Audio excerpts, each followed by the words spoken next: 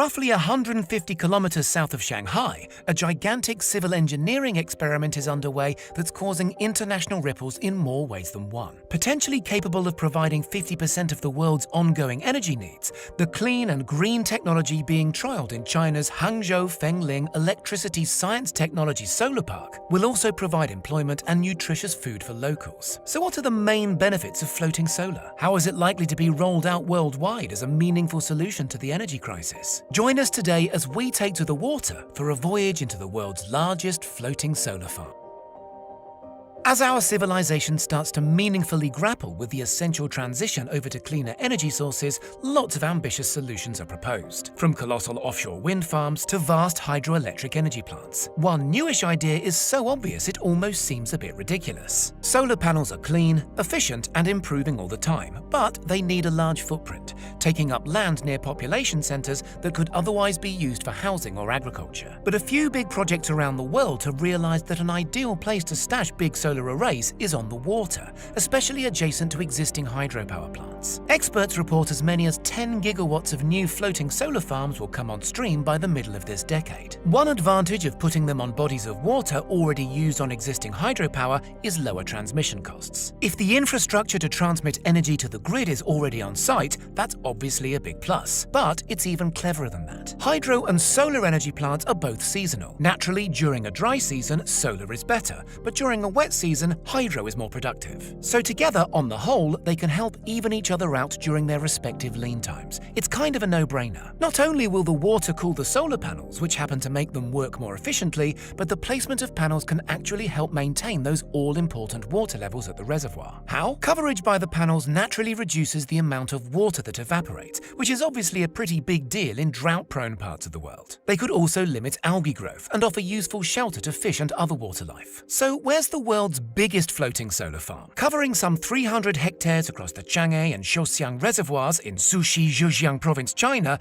the Hangzhou Fengling Electricity Science Technology Solar Farm presently holds the title. Built in 2 phases, a 300 gigawatt section completed in 2017 that alone powers some 100,000 homes, and a later 120 megawatt tranche opened a little over a year ago, costing about $100 million, it employs some pretty innovative technology. Not least the inverters, kit designed to convert the variable direct current output of photovoltaic panels into a useful alternating current to be fed into the electrical grid and in turn to your home. Inverters here need to be designed to cope with wet and sometimes choppy conditions. In the case of the giant Hangzhou Fengling plant, Chinese inverter maker Shenzhen K-Star Science and Technology provided its catchily named GSL 2500CMV and GSL 1250 sealed inverters for the job. Collectively, the 2-phase project now generates some 352 million kilowatt hours, which should generate about $45 million a year in revenue. Moreover, the giant complex, which required the building of 2 new 110 kilovolt booster stations by the state-owned Grid Corp of China and nearly 9 miles of cables, is actually helping the local economy and marine environment. How? The solar panels are spread across the reservoir with enough gaps that light can penetrate and support a healthy subaquatic ecosystem. This means fish can live and thrive, with the added bonus that the panels serve as artificial islands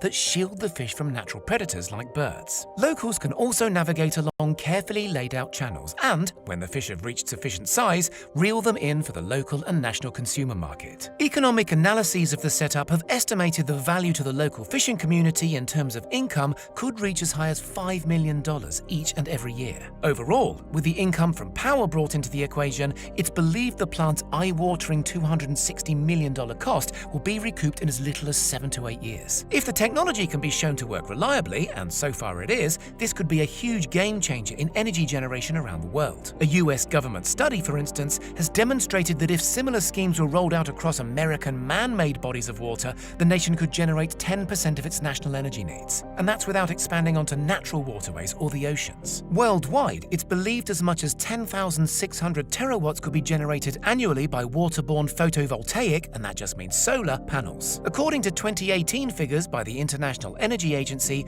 worldwide energy consumption is just over twice that, at 22,300 terawatts. And worldwide, a number of projects are looking to exploit early encouraging results demonstrated by floating solar technology. In the Netherlands, a project called Zon op Zee, which literally translates to the sun in the sea, has shown that a promising 17 kilowatt array can be scaled up in a modular fashion and crucially absorb unpleasant buffering by the local unpredictable and perennially stormy conditions. Set to eclipse the Hangzhou Fengling Reservoir project covered earlier in this video, a gargantuan 2.1 gigawatt floating solar plant is currently being assembled by the South Korean government near the Mangum tidal flats on the coast of the Yellow Sea. Many times larger than its closest rival, the Korean solar project will cost more than $500 million and come attached to a new startup cluster that, it's hoped, will spur on the next generation of big-thinking green energy initiatives. It can only be hoped that, like the Chinese project, this and other bold initiatives will balance futuristic energy needs with the economic and agricultural needs of local people. And if they manage to get it right, it'll send a very powerful signal that floating solar is the future. What do you think?